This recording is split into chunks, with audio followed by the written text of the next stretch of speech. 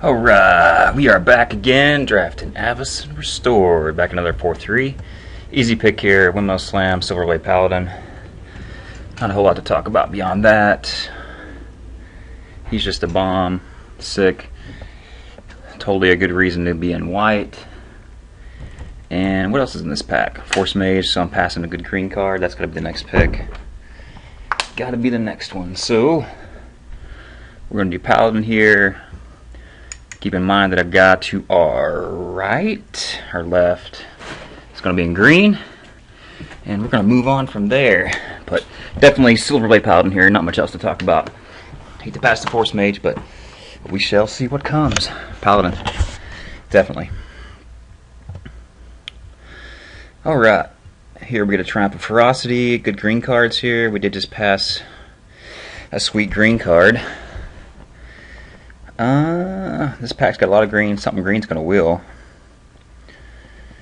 The only red card is a Revolt, a less impressive Farbog Explorer. I think I'm gonna go ahead and just start out fighting for green because maybe make a case for the Ringleader. I don't know, this is a tough debate for me because even though I put the guy to my left in green, Ringleader's just better than Timberland God anyway. But well, my point though was to say that yeah, you pass somebody a color, but looking at this pack, I know something green's going to will. I know a green card will will here. So you can make the case to take Triumph or Timberland God or the Peddler. But I'll take the Ringleader here. He's just as good as the green options, and I don't know, maybe this Thatcher's Revolt will, but Ringleader. Okay, so here we get a Lancer, so far so good. Otherwise, if we'd have picked a green card last time, we'd be looking at Abundant Growth or a Tormentor's Trident, which are both good cards. But this is a pretty weak pack. Trident's pretty sweet in this format, especially with first strikers, but I'm willing to take my creatures before I go after the equipment, etc. So Lancer it is for me. Okay, here we get another Lancer. He's definitely better than a Mad Prophet. Wouldn't mind willing this Call to Serve. Got to keep in mind, I'm not seeing a whole lot of great white, but we're going to take the Lancer over the 4-drop Mad Prophet, who's very good, but it's definitely Lancer here. Joint Assault's a good card. Corpse Traders is okay. Pilgrim Reality's good, but we're in the red-white, hopefully in the red-white archetype. So here, I think it's just Zealous Strike. I mean, that's a great combat trick. It's one of my favorite removal spells in the set. I think it's stellar. It does good work. It usually handles the business, and usually you get a guy out of it, so it's a removal spell in most cases. So I'm going to take the Zealous Strike here. And, yeah. Another Joint Assault. But, well, we definitely want to play this Paladin, but Wildwood Geist I think is the best card. The best white-red card is probably the Thunderbolt. I mean, Scalding Devil does good work too, but if you really want to do the human strategy, a flying removal spell is great. Midvast Protector I think he's okay, but the question anyway. So I think the Geist Trapper is the best card in this pack, followed probably by the Geist, and then some combination of Thunderbolt and Scalding Devil. I think Scalding Devils will come later, so I'm going to take the Thunderbolt. At this point I have 4 creatures and 1 trick, so I'll take another non-creature spell. I'll take the Thunderbolt. Here the best card obviously is the Latch Seeker, which I'm tempted just to cut because I don't know that white's going to work out all that good for me. Wouldn't mind having a nice option, being blue. But yeah, we'll take the Latch. It's just so much. The Latch Seeker is just so much better than everything else in this pack, and this could be a sign of what's to come. I mean, I may not. I think I've heard it said that you don't marry your first pick, but that's one you would like to marry. But I'm gonna take Latch Seeker here as just a kind of a backup. The other stuff is just the other cards were simply, fodder, sideboard, etc. So here, Crippling Chill is much better than a Guise of Fire, and I'm willing to take that. And white may just not be there, so I think I'm going to take the Crippling Chill over a Guise of Fire. I mean, if I am in blue, this is much better. If I'm blue-red, I'd rather have the Chill than a Guise of Fire. If I'm red-white, obviously I'd rather have the Guise, but look at these are 2 decent playable blue cards. I'll take the Chill here. over the guys. I mean, I'm not passing a whole lot. Yeah, and I got one here, but I'm going to take the Kern Striker instead, actually. Yeah, pretty easy. Kern Striker, you guys got that right. Way better card. Alright, here. None of the green cards wheeled out of that pack. Is that right? No, a Voice Claw. Okay, there was a Voice Claw there in the last pack. I'm going to take Cloud Shift here. I'm kind of straddling the line between white and blue. I guess I'll get some clarity on that in the second pack, but we'll take Cloud Shift. And here, Sideboard Duelist or Scob, hoping to get Mist Ravens.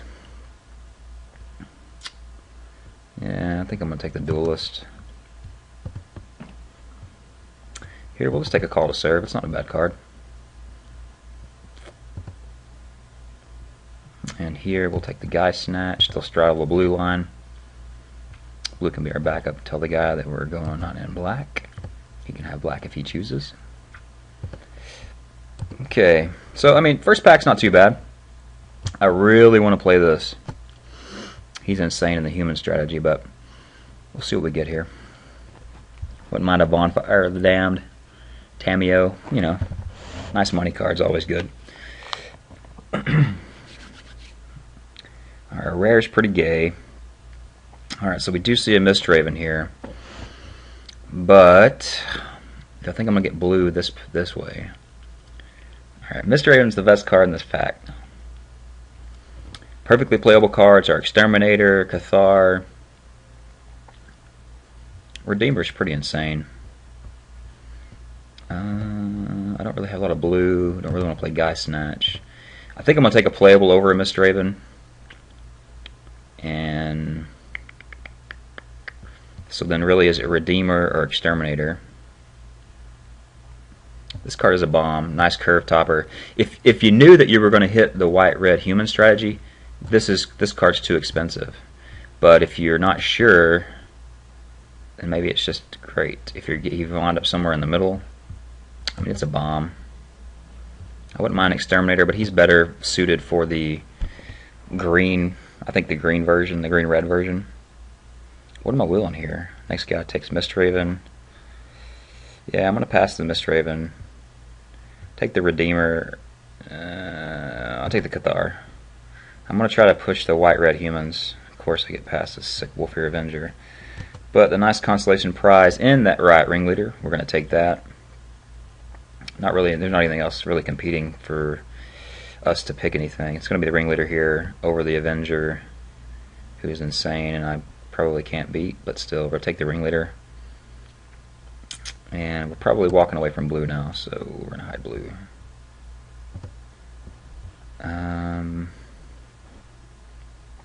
Yeah, Mist Raven's a sweet card, but I think I was just too far down the red path, and I really want to play this white bomb, so I think it was correct to take not Mist Raven. Now you can debate if it's Cathar over the Redeemer, but I took the Cathar, obviously. So we're going to take Ringleader here, not passing much. Alright, we get a Malcontent. Pretty easy slam here. Not much else for us in this pack. Wouldn't mind wheeling that Guise of Fire as a nice, cheap removal spell. But yeah, we'll take the Malcontents here. Yep. Alright, I'll take Stonewright. Ooh, no, I'm taking Seraph of Dawn over Stonewright and over Fervent Cathar. This card's just a bomb. You gotta take that. I'm definitely gonna slam it here. I think it's better than the Redeemer, especially in this type of deck. You want to keep your curve low. You would like to play 16 land, but I'm always hesitant to do that because I usually end up getting screwed over. But I think that Seraph of the Dawn's better enough than a Fervent Cathar or a Stonewright to take. So just swings, races, etc. You guys know the drill. So yeah, it's Seraph there for sure. Alright, so we're looking at a Defy Death or a 2-drop. I've only got one 2-drop creature. Defy Death's not bad. I mean, you wouldn't mind bringing back Silverblade Paladin or... But I've got 10 creatures and 4 tricks here. I think we're going to take the Valiant. I don't want to start this guy if we can at all help it. That'll put us on 10 creatures. It's not a bad way to end your curve. I mean, I can bring back this angel if I get more angels. I'm going to take the guy, though. He's not a bad 2-drop. Yeah, I'll take the guy. Ooh, Trident. I think I'm going to snap this up. That's sweet in the first strike. If you get the first strike action going. Yeah, we're going to take the Trident. Over Defang. I'm not a big fan of this card, especially in this aggro strategy. It's just not, I don't know, it just doesn't get it done. You're really trying to beat them quick. I really would like to see Gold Knight Commander.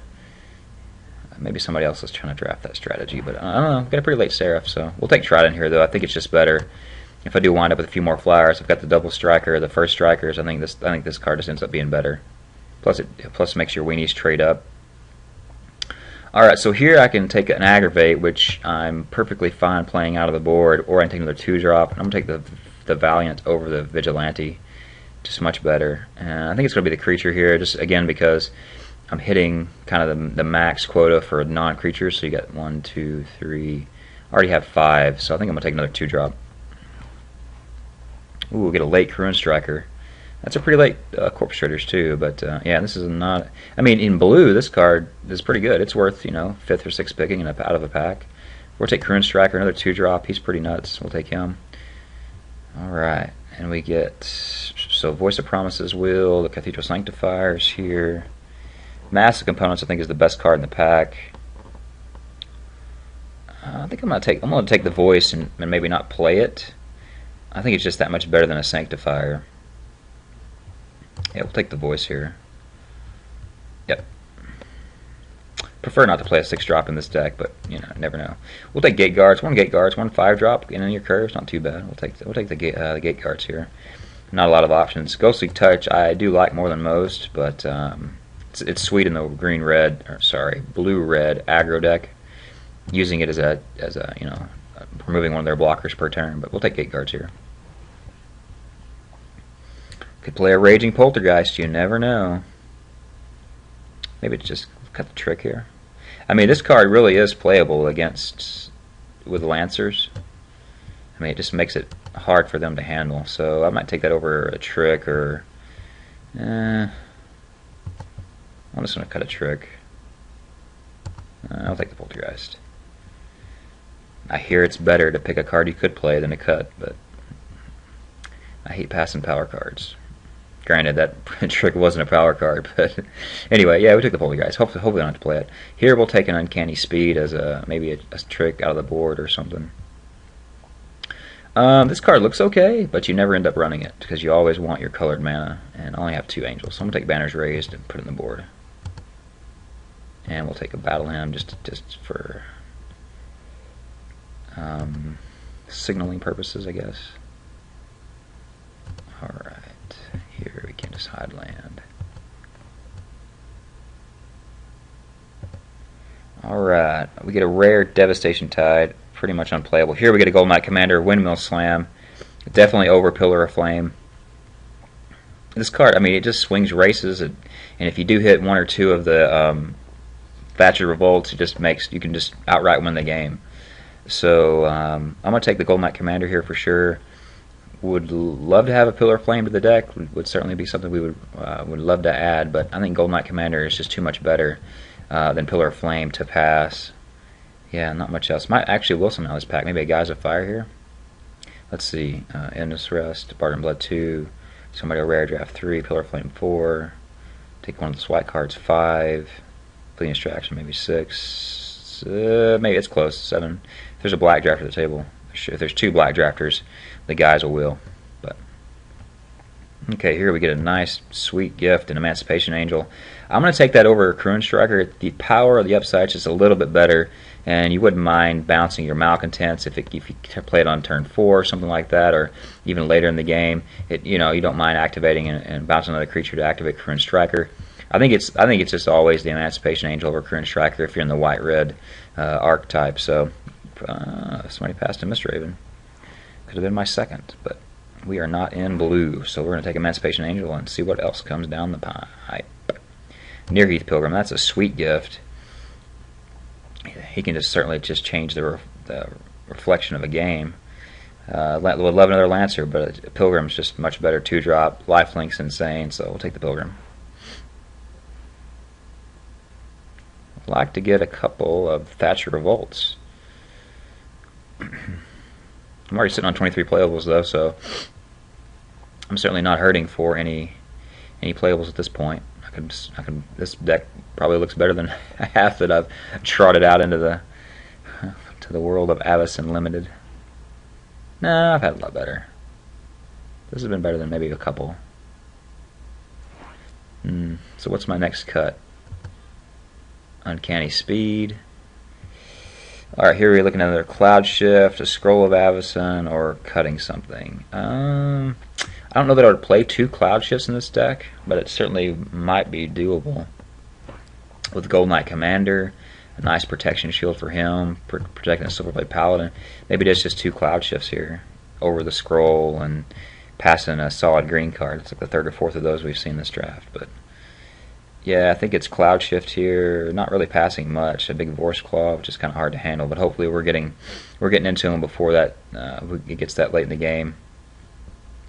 And if it does, maybe we can finish him off with Flyers. But I think it's just Cloud Shift here. I like it more than most, I guess. Not a bad card. Don't really want to face Angelic Wall. Wouldn't start Scroll over any of these other cards, so we'll take Cloud Shift. So Zealous Strike, Mad Prophet, or Justiciar. So I'm not seeing any Thatcher Revolt, so I don't think I have the Quick Strike win the game capability yet. So then the question becomes, do I want a filtering piece to runaway lands, or do I want to be able to tap a guy late in the game? I don't have any big bombs. I don't think I want another non-creature spell. I already have 1 Zealous Strike. Two Zealous Strikes is certainly good, but like this really becomes a turn 5 play probably for me. I want to be playing 2-drop, 3-drop, 3-drop, 3-drop, 2-drop. But the Justiciar can help you kind of survive those types of games. We'll take it here. Mad Prophet's probably the right pick, but I'm gonna take the Justiciar. But yeah, here we got the Vampire or the Prophet. Vampire is nuts. He's kind of a must answer if you start trading. He kind of gets insane. So we're gonna take the Vampire here for sure over the Mad Prophet. I may in fact regret the not having the Mad Prophet ability, but yeah, you never know. Alright, so here's a good example. To take a card, you could sideboard or cut a good card. So I'm of the school to cut the good card. However, Curse Break could be a good card against the black player. Any of those black enchantments, the Homicidal Seclusion or the Demonic Rising, are insane bombs in this format. I'm going to cut the Joint Assault though, because I think it's more likely that I'll face a green player, and you know, there's still not a guarantee that I'll play the black player with those enchantments. So we'll take Joint Assault away from somebody. Ooh, and we get a Pillar of Flame, 8th pick. That's nuts. Gonna definitely slam that over Curse Break. That's going in the main deck. I'll be able to cut out one of those Cloud Shifts. Here, I think it's just a Fang as a removal against a nice big creature, or like a big green creature, just kind of shut down. We'll take that here over a Guise of Fire. I kind of have an early removal spell. I'm going to take the Defang here as a sideboard option. Okay, don't want another Banish Ray, Scroll of Avacyn. Looks like the most playable card here. We'll take that. Don't really want people countering my creatures, especially this one, Silverblade Paladin or the Seraph of Dawn. So we're going to cut the Guy Snatch here. We did see some blue this draft, so I mean, there could. I don't know. I like my picks. I think I have solid white cards, although I don't have as many good white cards as I do red. But somebody can have a scroll. I'll cut the Scab. Here we'll definitely take in the full forest, right? Always, right? Cut him an Agony and a Swamp. So our deck looks pretty tight. I didn't get the Thatcher Revolts. Actually, I think I only saw one. That was in the first pack. I think it was early. It was like first or second pick. But anyway, I'll build this and we'll talk over it real quick. And then we'll go see if we can smash some face and win some magic packs. So hang on. Alright, so here's where I got to. I have 19 playables down here, 16 creatures and 3 non-creature spells, 1 removal spell, a cloud shift, and a combat trick. So here are my options. As you can see, there are quite a few. I don't think it's going to be an uncanny speed here. I think it's a good card, or it's a playable, not good card, but it's a playable card. So I don't think I really want to be involved with that trick. Although the haste certainly is relevant. Thunderbolt, I think, is going to come out of the board. I don't think it's going to be a... Start a pile over here. I don't think it's going to be a second cloud shift unless I'm playing a mono black super removal deck. So Trident. What kind of evasive guys do I have? So I have 2 first strikers. I have a flyer, a first striker. So I have 4 guys that the Trident's pretty good on.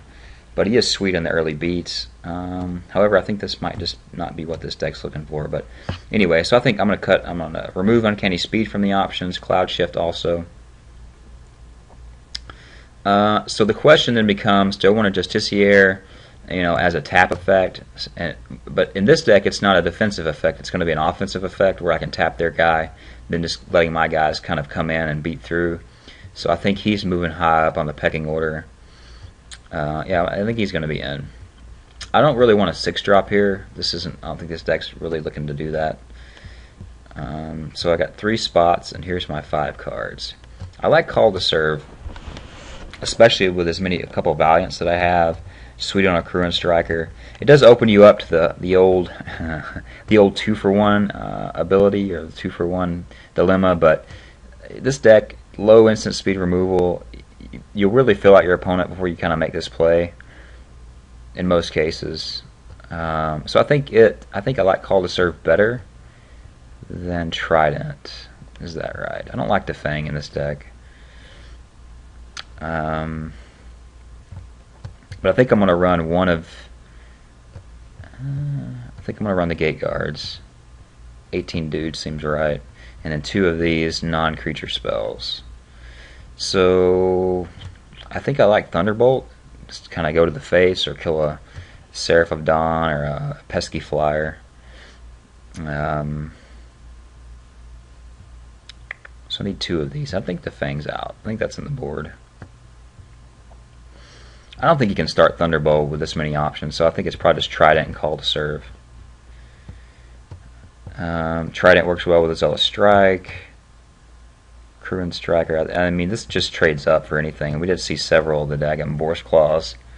It'll help me trade up to a Vorse Claw. So, and this is good on the Gate Guards, anything with a big butt. I think I'm going to run it like this. Let's see. Let's look at our splits. So we got 10 red symbols and 15 white. From a spell perspective, we're 43 to 52. So this might be like a 9-8. I think it's like a 9-8 white to red.